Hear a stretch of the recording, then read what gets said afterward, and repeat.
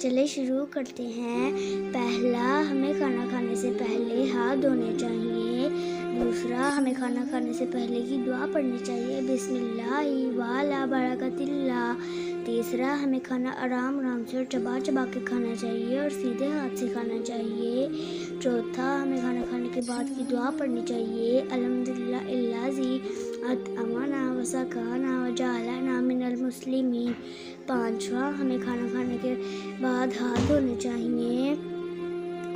پیارے دوستو، آپ بھی آداب یاد رکھیں۔ اگر آپ چاہتے ہیں کہ آپ کے کھانے میں شیطان شامل نہ ہو تو یہ یاد رکھیں اور کیا کریں۔